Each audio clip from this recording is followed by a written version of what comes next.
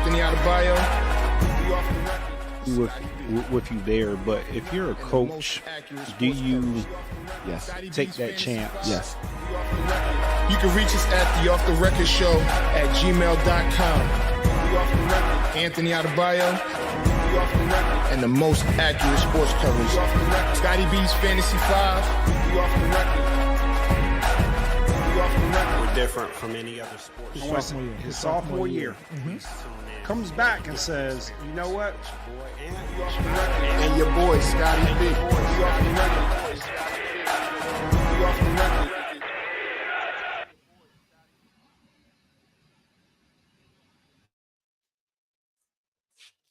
We're back. I'm gonna wait because I know I ain't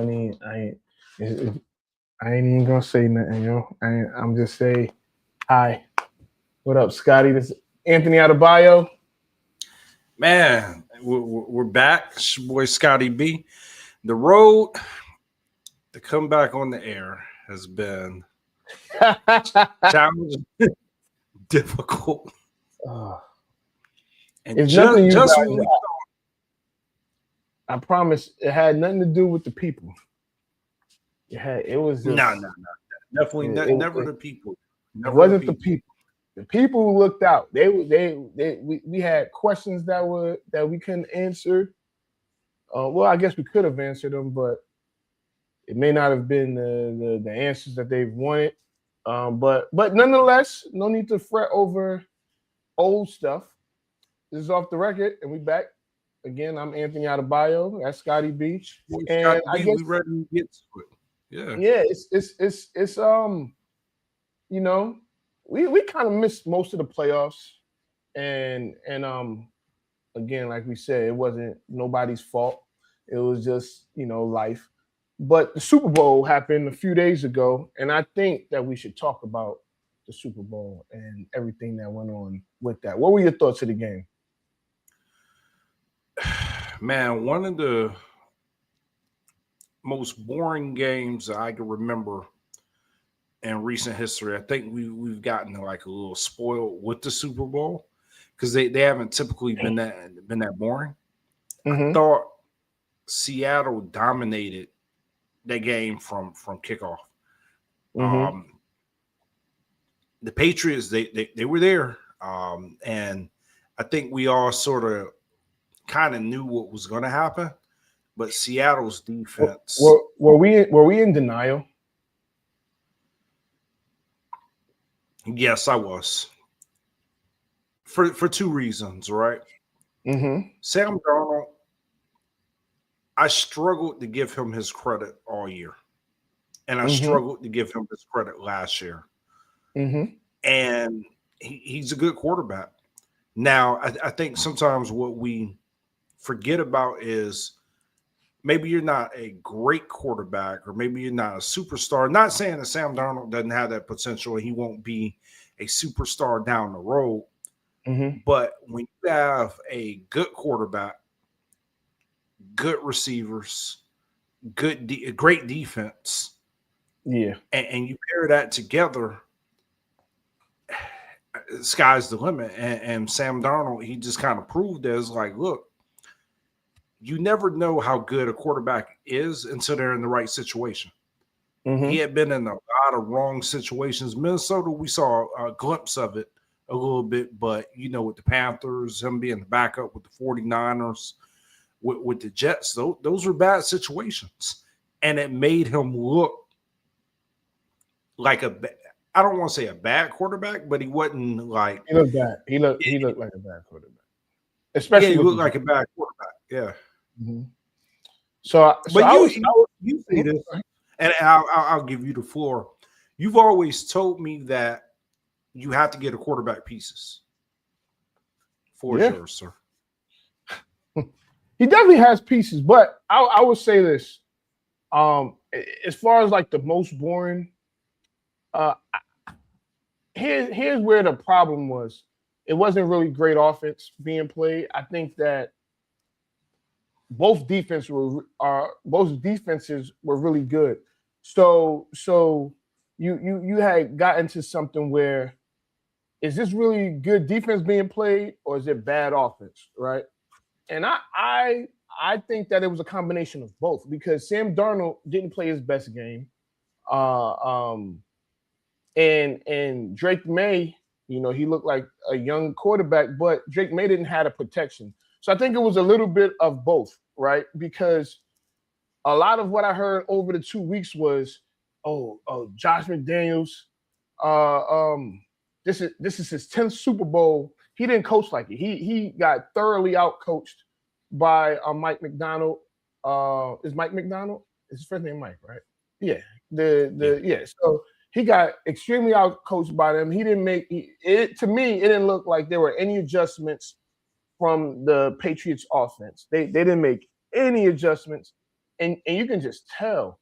One of the main things with the Patriots was to run the ball, keep 2 tight ends, 12 personnel, whatever you want to do, and they throw the ball to the tight ends. I think Henry had like 2 targets. It was crazy because the other thing is Seattle's secondary is so good. Like their defense is so good, but their secondary is outstanding. And there was no pressure put on their secondary.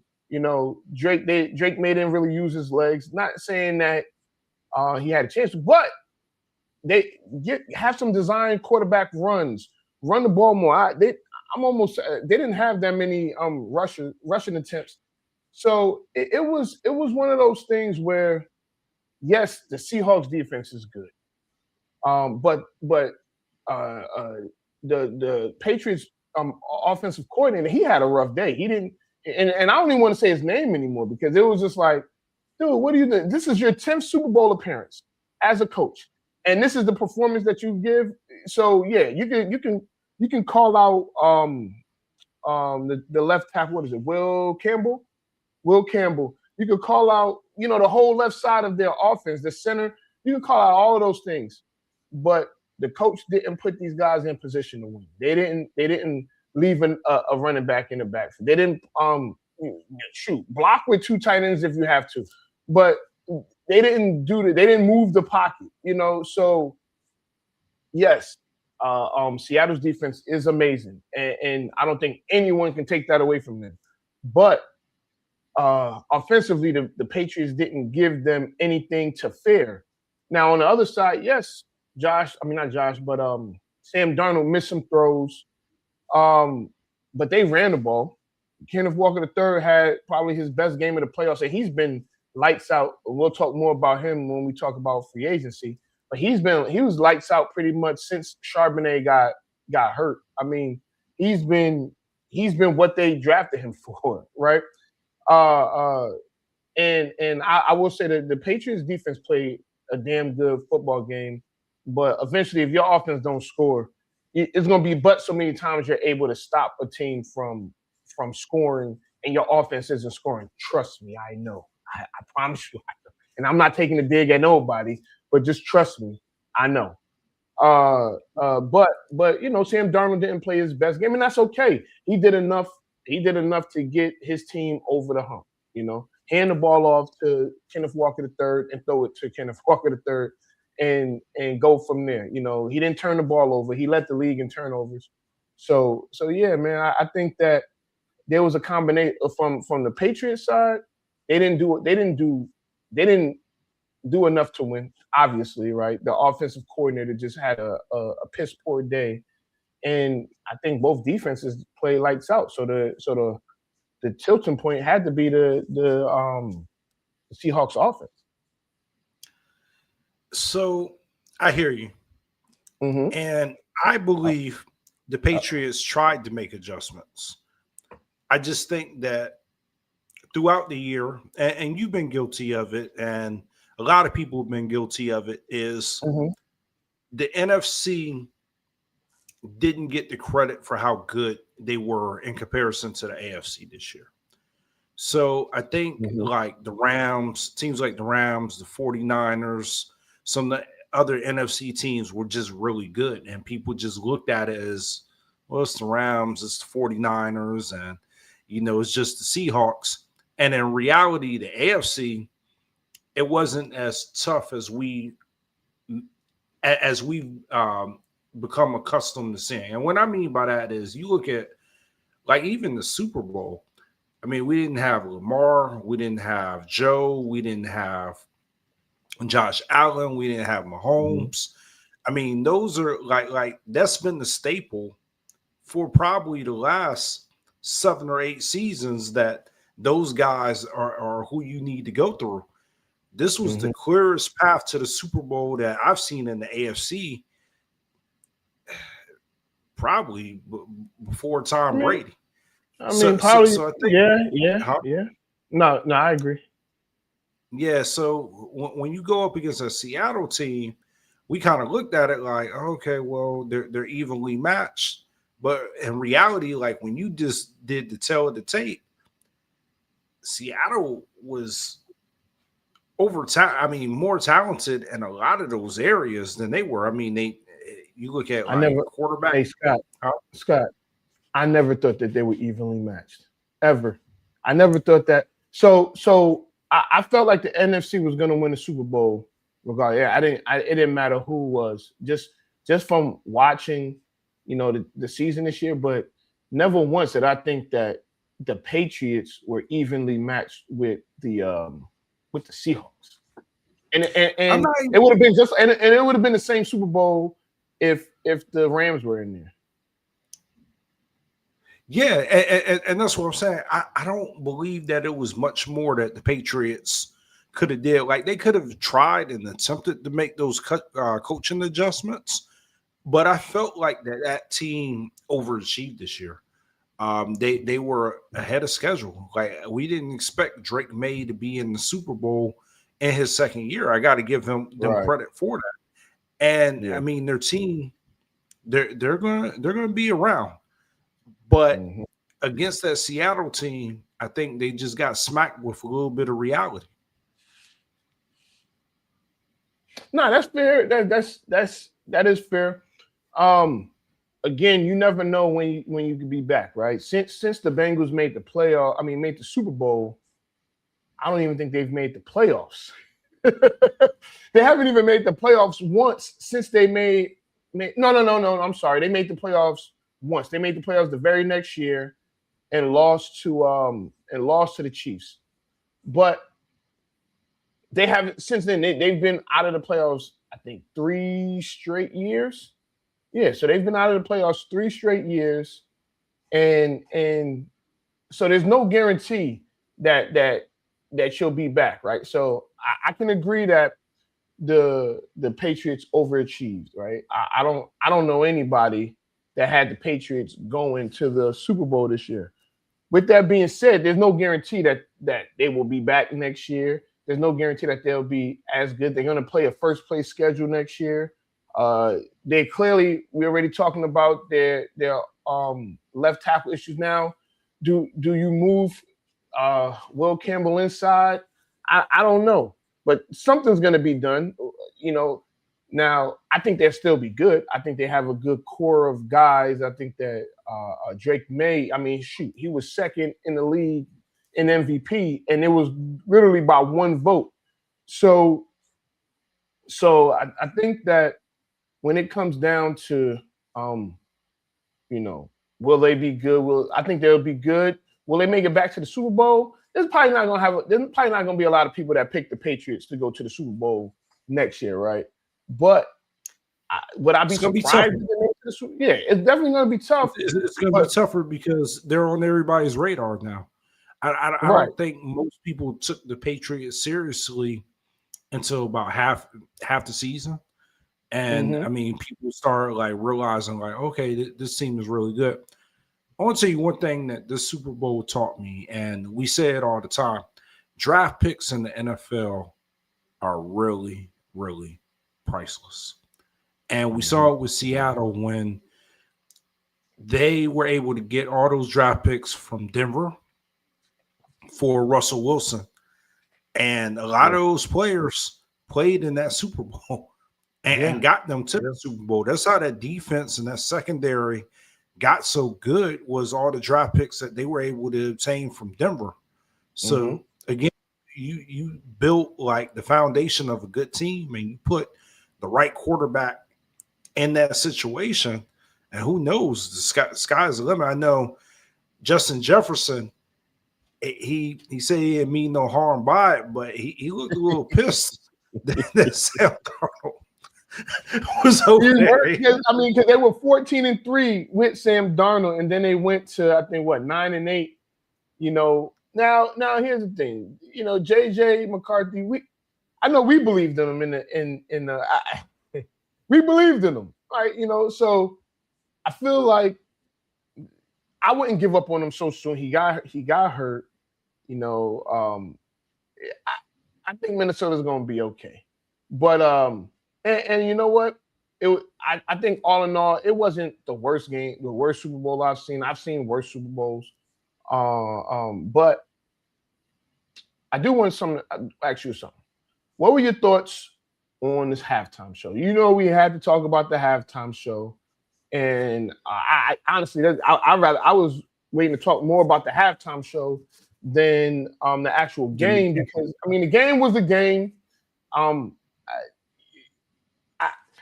actually, this was like the first time in quite some time that the losing team didn't cover the spread. So I guess last year when the Eagles won, the Eagles were, but that was a lot. That even that spread was closer than 4.5. So, but they did cover the spread. So yeah. Anyway, the halftime show. What were your thoughts? Honestly, honest opinion. Yeah. So I really, and this is going to be honest and transparent, didn't know who Bad Bunny was until they announced that he was going to be covering the Super Bowl. Maybe like 10 months ago or 8 months ago. Then, during the Grammys, he had a whole bunch of Grammys. Well, hold on, Scott. It was they announced it in September. It wasn't that long. No, it was September. So 5-6 months ago. 5-6 months ago. That's when I You're figured like one of the biggest artists in the world. Right. Well, so I figured, right? So for me not to understand his music, okay, he's got some pretty good music. And I went back and listened to his latest album, and like I said, I won't play it again, but if I heard it, on the radio, I wouldn't be mad or anything. So when I saw the halftime show, I thought it was okay. I thought it was just as good as Kendrick's last year. I thought his was okay. I am in agreement with Chris Brown. It's time to get Chris Brown in the Super Bowl halftime show. I don't know if that'll ever happen. It should happen next year, but I'll wait. I'll let you finish. I'm sorry. Yeah, I'm done. Okay, so just to answer that Chris Brown, it should happen next year. Enough of it. I don't care about the Chris Brown. We can get to Chris Brown in September. First of all, I do not believe that you went and listened to First, can you speak Spanish? You can understand fluent. You can understand Spanish fluent. I don't listen. I will say this. I enjoyed the halftime show as well. I did. I did not go and listen to. I've heard enough Bad Bunny to I'm not going to listen to a Bad Bunny album. But I will say, Xavier, I got a confession. I got a confession. Okay, so I did listen to Bad Bunny, but it was because my wife and daughter put it on to listen to it. So I was sitting in the living room, so it wasn't my idea, but I did listen to the CD, or not CD, but the whatever stream, whatever you want to call it. So here's the thing. I knew that there were going to be videos and reels and memes explaining some of the symbolism, because people, that's what people do. They're going to break down everything, and some of it may be true, some of it could have been coincidence. Some of it was probably just BS, right? I thought that some of the things. First of all, if you grew up where I grew up, you know what a bodega is. You know what some of those things you've seen. You know the symbolism and things of that nature. But I thought that he had really good beats.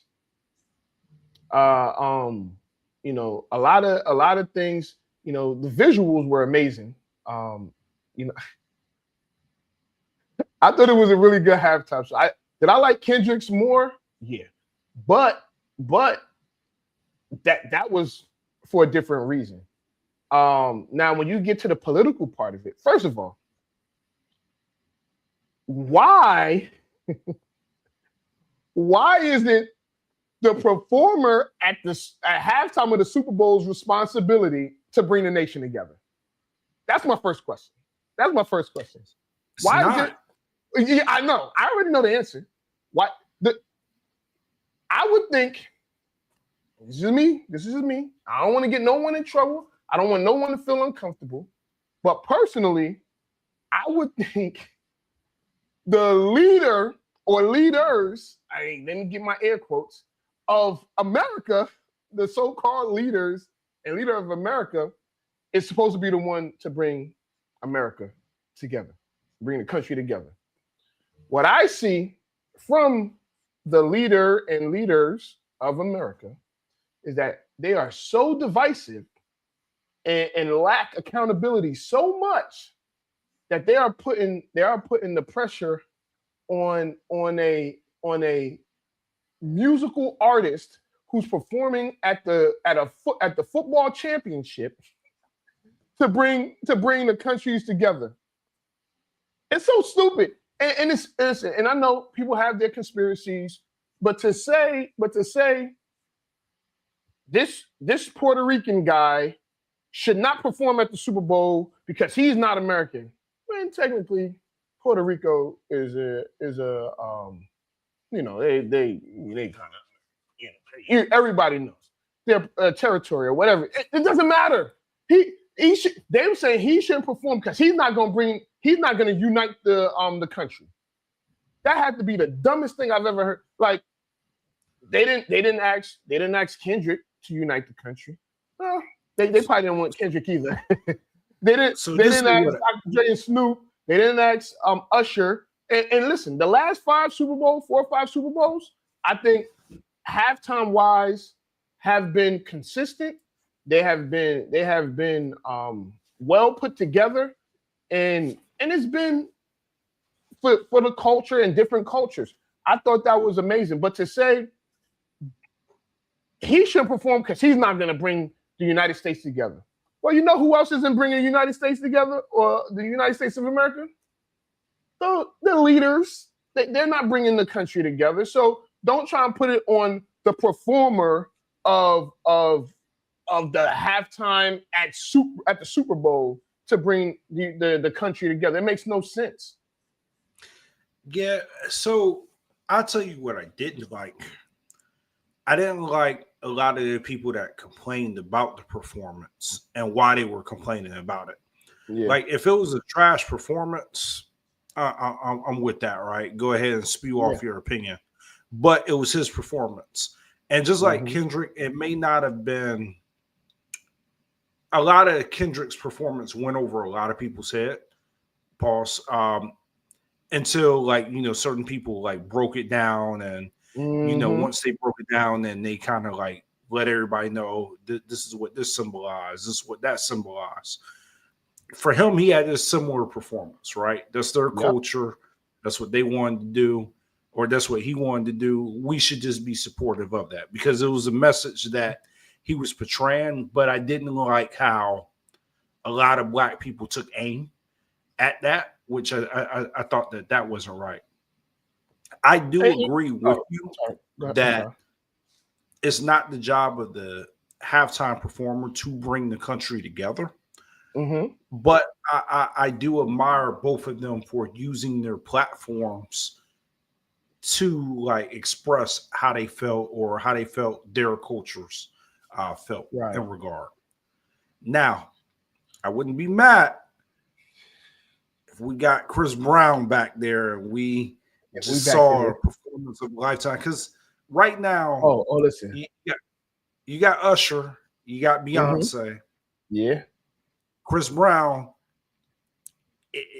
It's kind of like who's the best performer, you know? Most people are going to always say Beyonce. Usher, I thought, did an amazing job when he had the Super Bowl. I think Chris Brown could top Usher.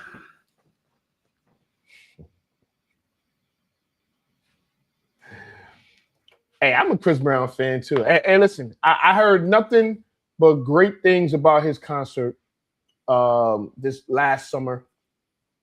So, yeah, I would love to see. It's going to be in LA. That's like his second home. But I would definitely. Hey, listen, I plan on being at the Super Bowl next year.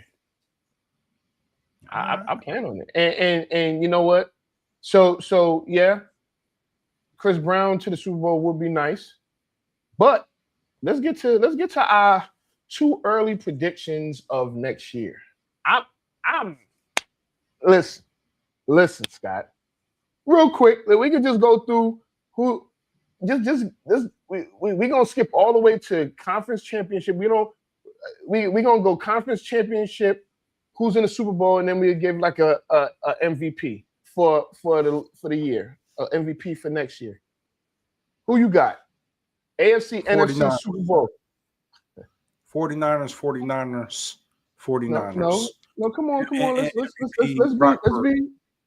Let's be. It is too early to make that prediction. That's the point. That's the point. It ain't gonna mean nothing. Because then we'll go back and say, shoot, February 11th, 2026, I said this or I said that. And, I mean, stop being a sore sport. Just pick who you think who's gonna be there.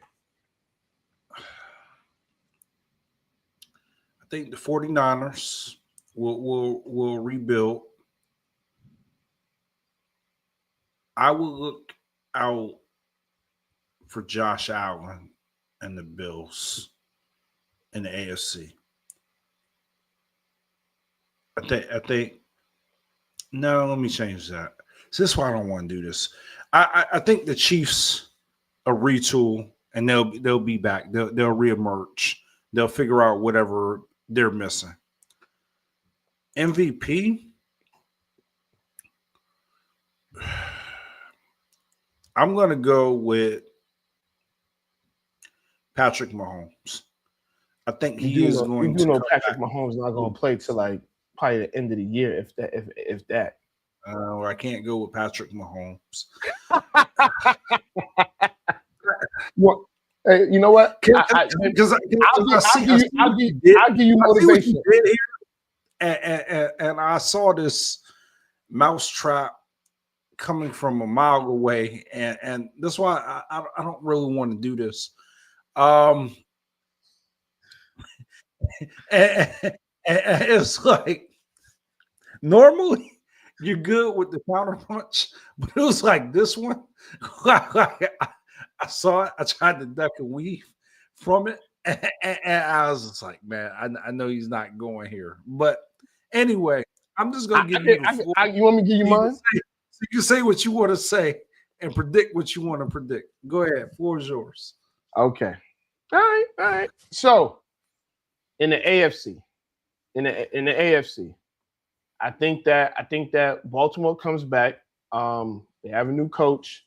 I think I picked Baltimore last year, but I think Baltimore comes back. They make it to the AFC Championship to play against the Chargers. I think that the Chargers find a way to make it to the AFC Championship. Now, that's assuming that they draft tackles, some depth at tackle, and their tackle stay healthy. But I think that if their tackle stay healthy, they make it to the AFC Championship. I have them actually going. No, I have them going to the championship. In the NFC, I have the Bears versus the Cowboys. I promise you, I have. There's a rhyme to my reason. So I do think that the Cowboys retool on defense. They re-signed George Pickens, and they go on a hell of a run, and get to the Super Bowl to play the Chargers in SoFi. And I have Dak as the MVP next year. I think that Dak throws for damn near 5,000 yards, and the Cowboys probably go 12-5, 13-4 ish. Yeah, and in January or February, on Valentine's Day of 20 what's next year of 2027, when the Cowboys are in the Super Bowl against the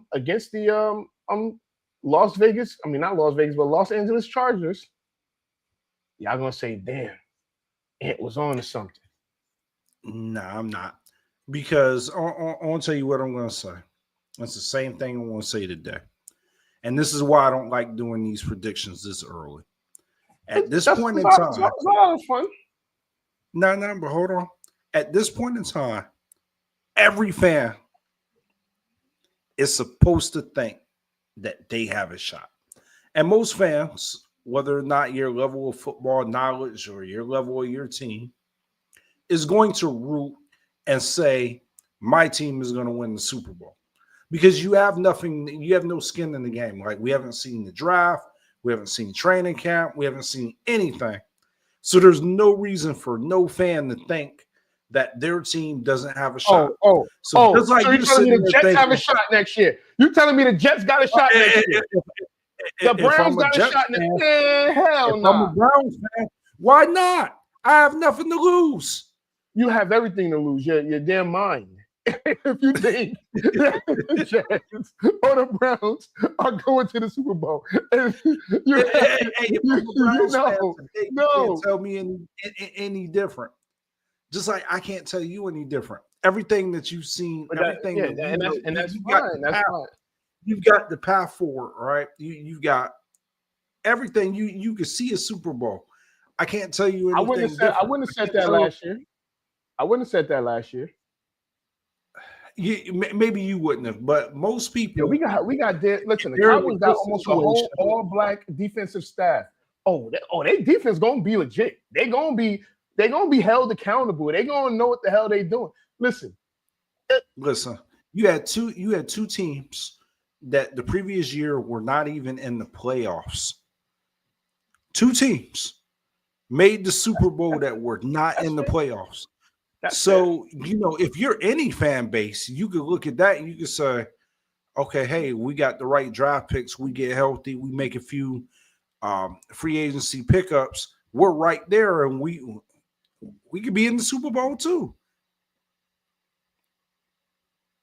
I know you got the Cowboys, and your future looks bright, and you're excited because you guys got all that draft capital, the team looked good. You can fix the defense. I know.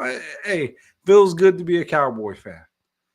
Feels good. I get it. Why are you like this? Why are you like this? No. Why are you like this? I totally understand. I get it. Yeah, I see what he's trying to do here. Right? I see what he's trying to do. He's trying to dash my hopes and dreams. He's trying to do the old Scott shimmy or whatever you want to call it. You want to, yes, Carolina does have a shot in hell. Yeah, even Chuck is in the comments. Carolina has a shot in hell to make it to the damn Super Bowl. They ain't making. But it's the time of year. Chuck is probably thinking, like, look, we got Carolina's making. What is North Carolina known for? J. Cole. Not speaking of J. Cole, that album is fire. But So okay, let's talk about it. You think the album's fire? I think the album is amazing. I think first of all, I don't think it's his last album. We're not. Listen, fool me once, shame on you. Fool me. It ain't nobody. It ain't his last album. Even if it takes him 3 years or 5 years or 10 years, it's not his last album. That's first and foremost. But that album, I think that the What If song, where he's rapping like a letter from Big, a letter from Pop to each other. I think that's an amazing body of work. The song, I think it's Safety. That's I mean it's 24 tracks. It's 24 tracks. He's got some fire bars and he's got some fire tracks on both like disc on there. So for me, for the album, it's one of those albums that you have to keep replaying. Like there's no way you're going to get every punchline skimming through the album. Like it's an album that you've got to like play it from start to finish. And you might do that 10, 15 times to really understand what songs do you really like. Because the first time I heard it is like, this is a lot to really like just listen to at one time. You know what's funny, Scott? You know what's funny? I said the same thing. So knowing who J. Cole is and knowing how he is, I was a little distracted on Friday, the times I wanted to listen to because of some things that happened. But so it's just I don't want to be on the phone while the album's playing because he gonna say, oh, I just missed that. What did he just So it is one of those things that you wanna be like, if you ride in the car or if you in your room and you just listening to music, you just want to digest the music, right? You don't want to. You can even be playing the game, but having a conversation with somebody or looking on Instagram or Facebook, you're gonna miss something, right? And you're gonna be forced to listen again and again and again. And I think that's what happened. Like I started listening, and I'm like, damn, he got something going on here. So then you go back, and it's like, oh, I missed that the last time So, but and it's similar to like a Kendrick, right, or even Drake. Like you listen to these guys, and I think that you can't really base how good or bad an album is off of one listen. If you don't give it multiple listens, then I almost, it's not almost, I hate that. Like I hate the album came out at midnight at 1:00. They're talking about, that album's trash or that album is fire. How do you know? You can't even recite a bar. I want to tell you why people think it's trash though. And it goes back to kind of what Charles is kind of alluding to is you won't be able to play none of those tracks in the battlegrounds. That's not the type of album it is. It's not the type of album where you're going to like just search for beats and sit there and like, oh yeah, this song grabs my ear. I'm going to listen to it. You've got to listen to it from start to finish to really capture the essence of the album. So I think that's why a lot of people thought it was trash because it's not. You said there's not. Who thought it was trash? I haven't heard one person say that the album was trash. I heard people say that they had some songs that they didn't like. Yeah, I've heard people say it's mid. I'm just hypothetical saying that maybe somebody did think it was trash because it's not that typical. I've got 15 songs that I'm going to play on the radio. It's one of those albums that he was just like, you know what? I want to go back into the lab. I want to do what I do. Either you relate or you don't relate. but this is the album that I'm going to give you. And to your point, there are songs on there that are like, wow, that's genius. But you've got to continue to listen to it to catch it. Yeah. I want to, find me the person that you said that joint was mid. I need to have a conversation. I'm gonna invite them to the battle. Yours. Who? Matter of fact, he put it in our group chat. His name is David Jackson. Let me check my Battlegrounds schedule. Hold on 1 second. He's not on my schedule, but I may make an adjustment to the schedule. I don't. Nah. We're not gonna be disrespectful. We're not gonna be stupid. So, wow, man. So let me tell you what. And for anybody that's out there, if you want to get like a pretty good breakdown of the album, I would go to the Games Facebook page and he broke down every track, and I thought it was a really dope. Breakdown of the album. He rated it. Game? The Game. And he rated each song from 0 to 10. Some of them I didn't agree. As far like he had a couple that was like 5 out of 10. But it was a great breakdown of that. It was a music breakdown. It wasn't no BS like, oh, blah, blah, blah, blah, blah. He broke it down. He said, oh, this sounded like such and such, but nah. It was, if you go to the Game's Instagram page, and I want to say it might have been on Friday. That it was a Friday or Saturday. It was Saturday. And he broke it down, and I was like, oh, that was a dope break. It was one of those breakdowns that you would say, yo, that should be in one of those magazines that used to come, The Source or Double XL. And it's like, oh, he broke down track for track, and I thought that was dope. It kind of ties into one of the things that I got coming up too. I got a music thing coming up that just stay tuned, people. Just, you want me to say it now? Yeah, go ahead. Floor is yours. All right, so it's gonna be like it's gonna be called the Music Club, right? Just like a book club, right? So now in this music club is gonna be we'll probably have like, it's almost like a panel. So you'll probably have a diverse panel, and it'll be about maybe 6 people, 6 or 7. I don't know. But everybody, so just like in Battlegrounds, where we have our criteria for judging, right? We have personal feelings, we have wild card, we have lyrics, originality, and production, right? Wild card, for people that don't know, is a mixture of the other 4 categories. Not categories, but criteria. So now we're gonna have people like what you're looking for in the album, and we'll just use J. Cole for an example, right? So now, like say it was you, Scott, your job listening to this album is we all listen to music. Most of the people that's gonna be on there are gonna be music people that listen to music, that whatever. So if you have production, your whole criteria, your whole thing on the next episode or show or whatever, you'll be talking about the production on that album, and then you'll have somebody that be talking, and then we'll get to a point where we're just talking about the album, right? So it'll either be based off of one album or one hip hop album, one R&B album, and it doesn't necessarily have to be an album that just came out. It could be we could do, Jill Scott's first album and Dr. Dre's first album, or Eminem's first album. It doesn't necessarily have to be something that just came out. So, but we're gonna do a show like that, and it's still cooking up and everything. But yeah, it's called.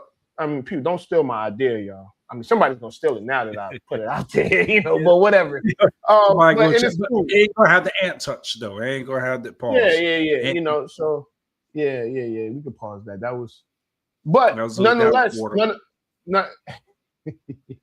but nonetheless, it's something that you don't have. You have hip hop podcasts and things like that, but they're not breaking down albums and things of that nature. So be on the lookout for that. Be on the lookout for live battles. Matter of fact, Scott, we got a doubleheader tomorrow in Battlegrounds. I think we're gonna go back to we're gonna stream tomorrow's battle. It's a hip hop tournament. Why not?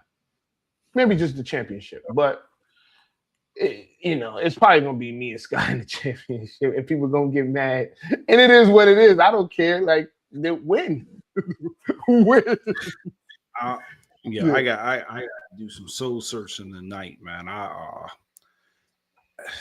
don't know, man. I got to get into. Don't be so hard. Don't be so hard on yourself, man. It's gonna be get into battle mode. But so let me ask you this. Okay. We got the basketball season trucking along. Both of us will probably start getting super engaged with the college season, and then you got the NBA season. All-Star Weekend is this weekend.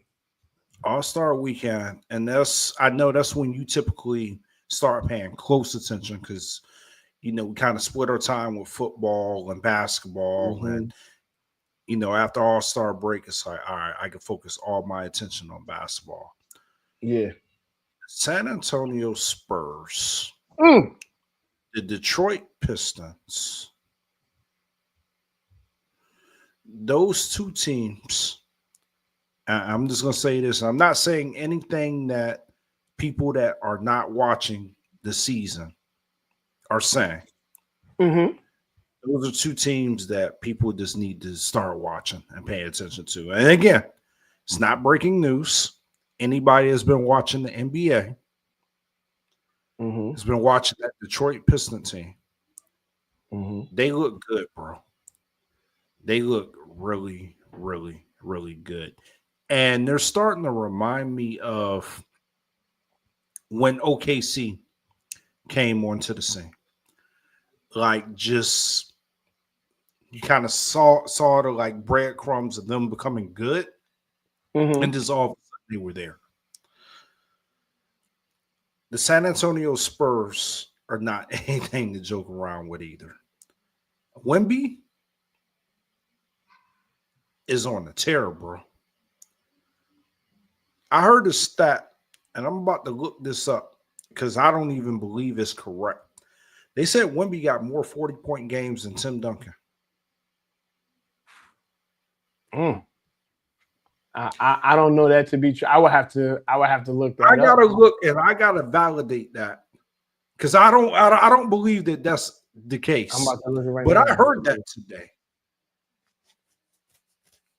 Wow, hold on. Hey, we gonna keep on, The boy dropped 25 points in the first quarter, bro. And I get it. LeBron, Luka, everybody wasn't playing. Their whole starting five wasn't playing. But 25 points in the first quarter? Yo. What? It's true. It is true. Wembanyama has 6 40-point games. Duncan only had 5 in his 19-year career. Just let that resonate for a second, right? I mean, because we get prisoner in the moment, and look, we've been spoiled by the Joker. We've been spoiled by LeBron. We've been spoiled by Kevin Durant, Steph Curry. I mean, all these players have been great players. But this guy is his second year. So we're not done with a year and a half. It's been a year and a half. A season and a half. A season and a half. Has more 40-point performances than Tim Duncan. And I want to keep it a bean too, right? And this is just a debate for any conversation. Most people would put Tim Duncan in their top 5 starting lineup of all time. And I'm pretty sure most people would consider him a top 5 big man of all time. Mm-hmm. He probably number 1 power forward.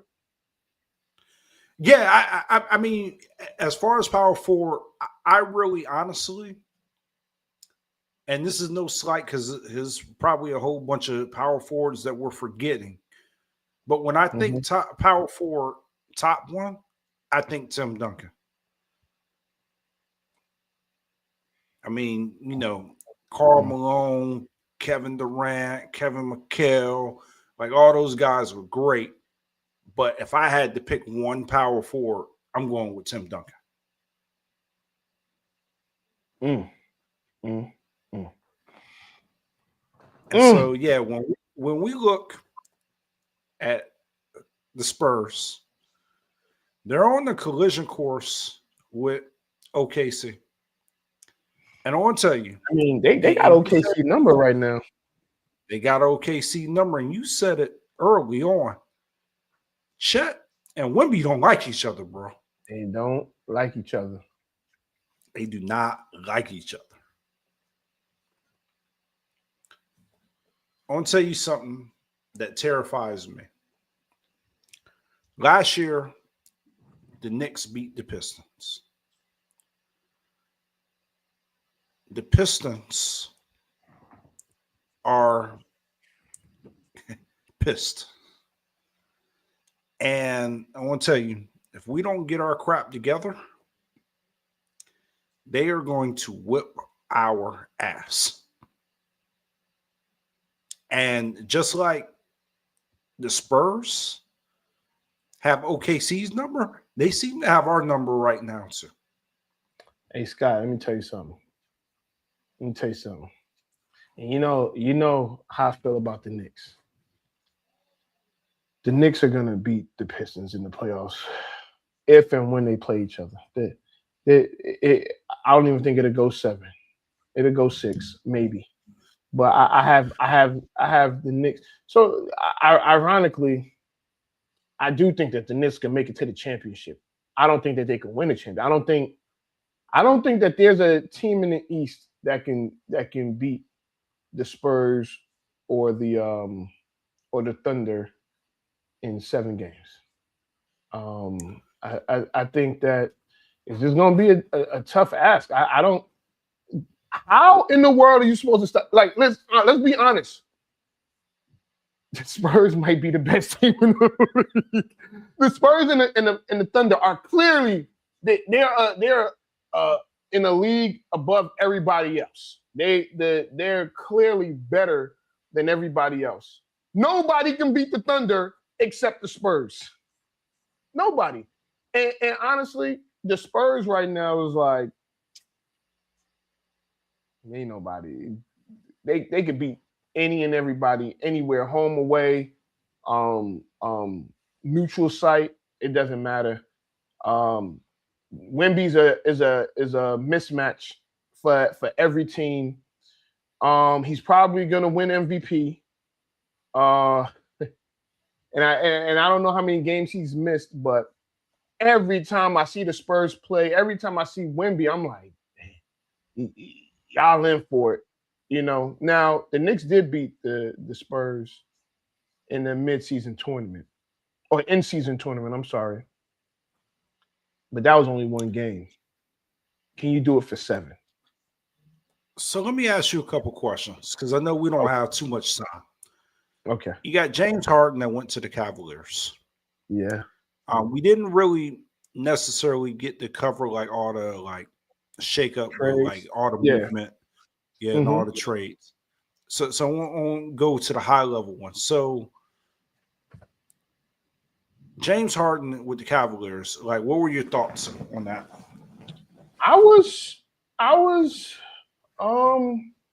Initially I was shocked. I didn't see that happening. Well, until they started talking about it, and I was like, oh, that kind of makes some sense.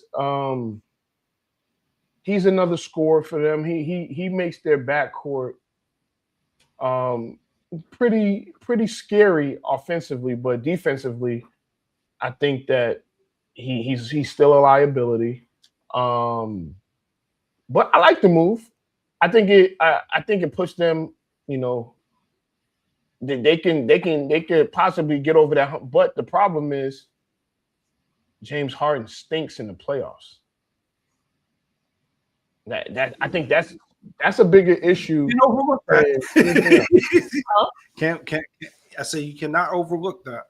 Yeah, he just thinks so. If he has a come to Jesus moment and things don't change for him, yeah, they're gonna cause problems for everyone in the East. That includes the Knicks and the Pistons.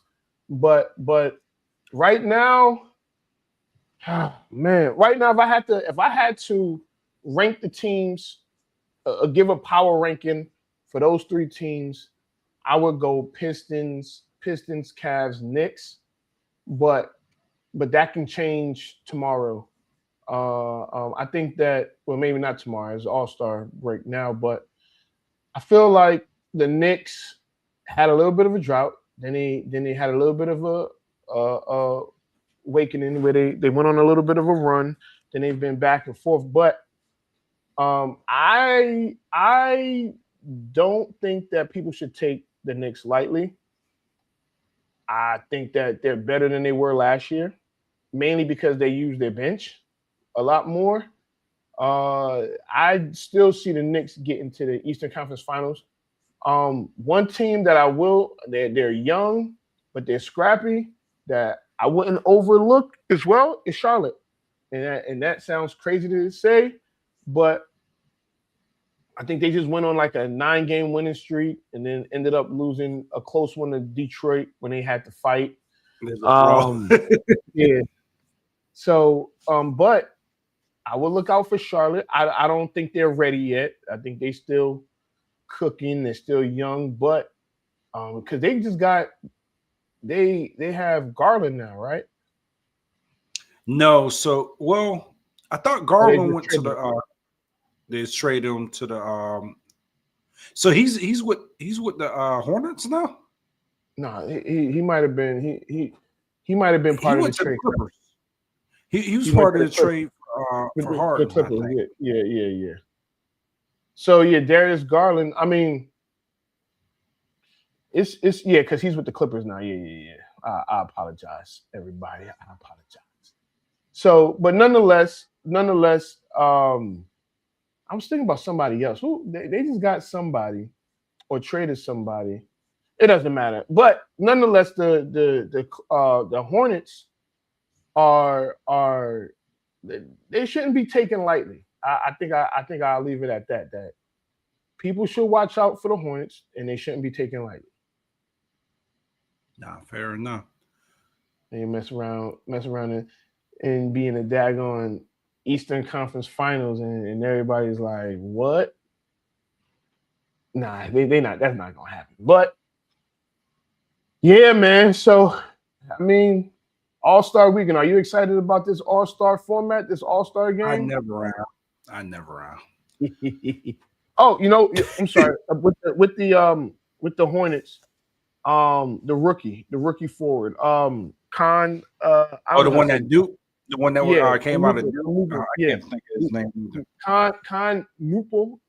I don't know how to pronounce it, but he's a monster, man. He's gonna be pretty damn good. And old boy that came from Alabama that got into that legal trouble, Brandon Miller. Miller.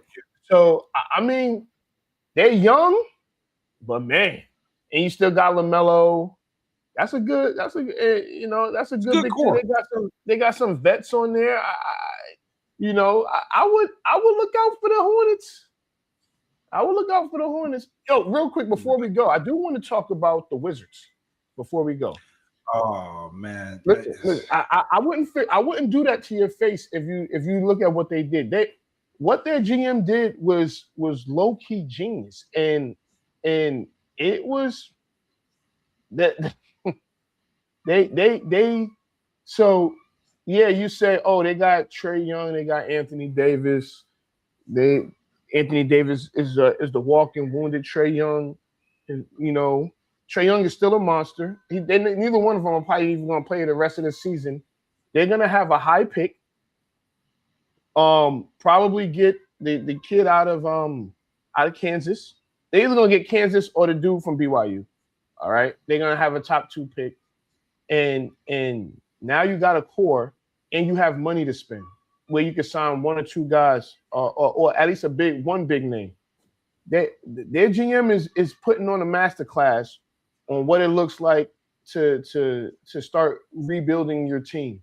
I know people say, "Oh, that was a bad trade." No. If you dig deep, they didn't lose. They didn't trade their pick. They got pieces. It's a masterful class if you were once good and you're rebuilding. Now, this is what my money is on, and this is going to be interesting to see. This is my bold prediction. I don't believe Anthony Davis and Trae Young ever suit up for the Wizards together or at the same time, and they still end up sucking. That's my bold prediction. So we'll see if Anthony Davis, they can get him to buy into playing in Washington, and Trae Young can come back, and they can have a top tier pick and do everything that you said. It's a genius move. However, I have no faith that any of that's going to occur. Maybe if you were the GM, I have a little bit of faith in you, but I don't have any faith that in anything that you said is going to materialize.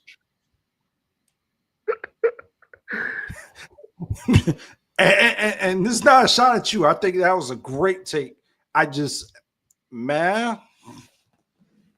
We'll come back. We'll come back to this in the summertime. We got to come back to that topic. For the love of God, that I'm wrong. But I don't know, man. History is siding with me. Damn.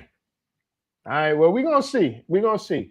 So before we get out of here, I'll be remiss if I didn't say happy birthday to my daughter, Janaya. She is now 22. She's 22 years old, senior in college, doing great things. Really proud of her. She, good kid. She doesn't get in any trouble. And I know that, you always worry about your kids, but my kids, I feel like they make it easy. So, but nonetheless, happy birthday, Janaya. Many, many more. One last thing before I go, I want to send a rest in peace to my cousin Tunde. Passed away last week. Unfortunate, but we're gonna pray for the family, for my family, and we and hopefully everybody see your family, man. Yeah, so that's just part of everything that's been going on. But we will be back next week. I promise y'all. We're gonna be back next week. If it's the last thing we do, we're gonna be back, and I may have some, and we may have some special news next week. I don't know. But we'll be back nonetheless. So you ready to get out of here? I am. I'm ready. I'm tired. Starving. You always start. But this is Off the Record. I'm Anthony Adebayo. Boy, Scotty B. From the motherland. Okay, we out. Anthony Adebayo. With you there, but if you're a coach, do you take that chance? Yes. You can reach us at the Off the Record Show at gmail.com. Anthony Adebayo, and the most accurate sports coverage. Scotty B's Fantasy 5. We're different from any other sports. His sophomore year. Comes back and says, you know what? And your boy, Scotty B.